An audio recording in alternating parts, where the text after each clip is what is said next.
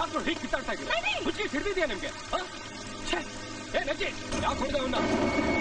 Sir ಇದೇ ತರ ನೋಡ್ತೀರಾ ಸರ್? ಯಾಕೋ ಈ ತರ ನೋಡ್ತಿದ್ಯಾ ನಿತ್ಯ ಹೊರಗುತ್ತ ಸರ್? ನೋಡಿದ್ರಮ್ಮ ನಿಮ್ಮ ಮಗನ್ನ? ಇವನು ಈ ರೀತಿ ಗಲಾಟೆ ಮಾಡ್ತಾನೆ ಅಂತ ತಿಳಿಸೋದಕ್ಕೆ ನಿಮ್ಮನ್ನ ಇಲ್ಲಿ ಬರಕ್ ಹೇಳಿದ್ದು. ಈಗ ನೀವೇ ಕಣ್ಣಾರೆ ನೋಡಿದ್ರಲ್ಲ ಇವನ ಪರಾಕ್ರಮನ. ಇಲ್ಲ ಸರ್, ಇವರೇ ಏನೋ ಮಾಡಿರ್ಬೇಕು. ಅದಕ್ಕೆ ಸ್ವಲ್ಪ ಸುಮ್ಮನೆ ಇರ್ತೀರಾ? ನಿಮ್ ಮಗನ ಬುದ್ಧಿ ನನಗ್ ಗೊತ್ತಿಲ್ವಾ? ನೀವೇ ಕೇಳಿ ಯಾಕೆ ಹೊಡೆದ ಅಂತ. ಅಜ್ಜಿ ಹೇಳು, ಯಾಕೆ ಹೊಡೆದೆ ಅವ್ರಿಗೆ?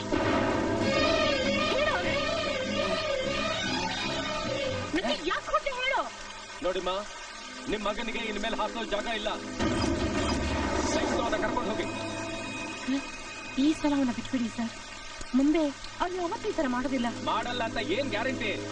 ನಿಮ್ ಮಗ ಯಾರನ್ನಾದ್ರೂ ಹೊಡೆದು ಸಾಯಿಸ್ಬಿಡ್ಲಿ, ಆಮೇಲೆ ನಾನ್ ಜೈಲಲ್ಲಿ ಹೋಗಿ ಕೂತ್ಕೋತೀನಿ. ಒಬ್ನೇ ಮಗ ತಾನೆ, ಹಾಸ್ಟೆಲ್ ಆಗ್ಬಿಟ್ಟಿದ್ದೀರಾ. ಕರ್ಕೊಂಡೋಗಿ ಮನೆಗೆ. ಸರ್, ಇವನ್ ಮನೇಲಿದ್ರೆ ತುಂಬಾ ಮೌನವಾಗಿರ್ತಾನೆ. ಇವನ್ ವಯಸ್ಸಿನ ಹುಡುಗ ಜೊತೆ ಸೇರಿದ್ರೆ ಸರಿ ಹೋಗ್ತಾನೆ ಅಂತ ಹಾಸ್ಟೆಲ್ ಸೇರ್ತಿದ್ದೀನಿ.